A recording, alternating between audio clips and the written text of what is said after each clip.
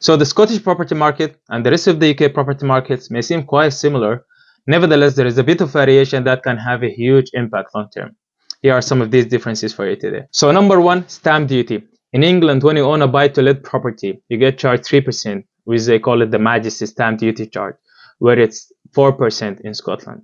For instance, a typical English property investor that owns £100,000 buy-to-let property will be charged 3%, which is £3,000, where it's 4% or £4,000 for the Scottish property investor with the same type of property in Scotland.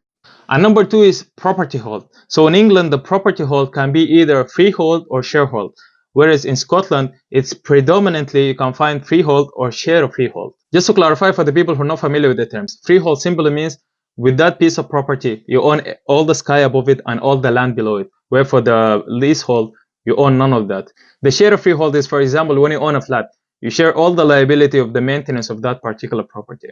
And number three is the conveyancing process. So in England, the way it works is people agree verbally on a sale, and then they do all the due diligence in terms of the surveyor, the checks, the legals, and when everything is okay, then they buy the property, which means everyone can pull out before the day of exchange or the day of completion.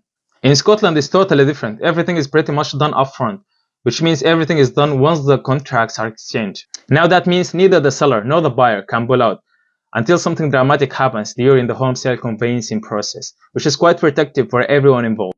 Number four is the home report. So in Scotland, it's quite known that the home seller is the one who is in charge of the home report.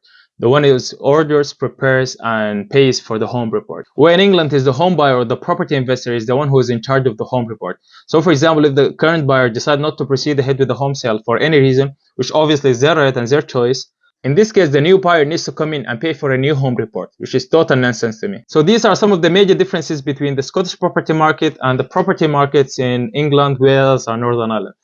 If you don't have any questions, please let me know. However, I'm really interested to know a little bit more about which one you didn't expect was true. Please let me know in the comments. I'll see you in the next one.